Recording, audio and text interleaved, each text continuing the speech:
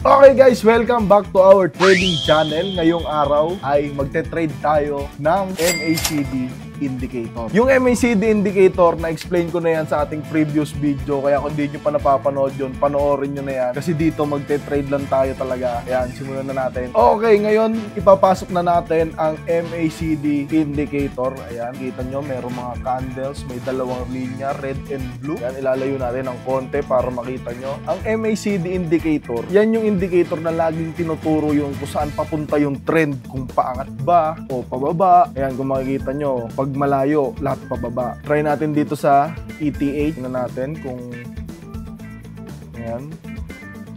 So, lahat siya pataas. Pag nilayo mo, pababa. So, ang MACD indicator, mas accurate siya kapag medyo malapit ang time frame. So, kung makikita nyo dito, ayan, paangat, pababa, paangat. Ibig sabihin, aangat yan. Meron tayong key points dyan. Pero, kung makikita natin dito, eto, dalawa gamitin natin. Ayan, dito sa ETH, kung makikita nyo, hinihintay natin mag-crossover yung blue line sa red line. Ibig sabihin nun, pag nag-crossover na sila, bababa yung market. Magre-reverse yung trend. Ayan, eto na, malapit na. Crossover, sell, sell. Ayan. Tingnan natin, tayin natin yan.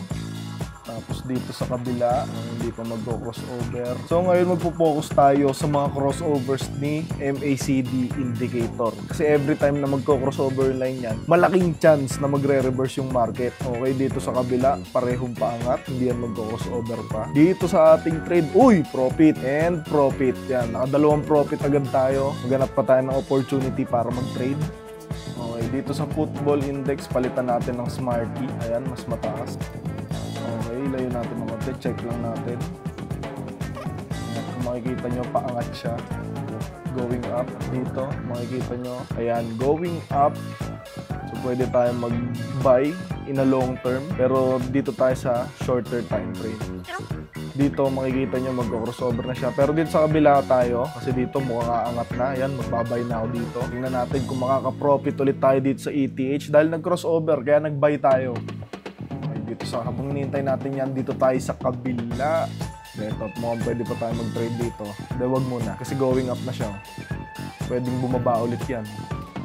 Depende pa sa mangyayari. Titingnan natin. Ayan, mukhang tama yung pag-buy natin. Okay, profit and profit ulit. Dito sa kabila, wala pa. Unstable. Unstable dito sa Smarty. Okay guys, naghihintay lang tayo ng trading opportunity kasi yan, yung crossover ngayon lang is medyo unstable siya kaya hindi tayo nag-trade. Dito sa kabila, pwede na tayo mag-buy anytime. Ito na, magbabay na ako. Buy, buy, buy, buy, buy, buy. Ngayon, tingnan natin kung tama ang decision natin. Uy, bumaba yung market. Naku. Nag-unstable siya.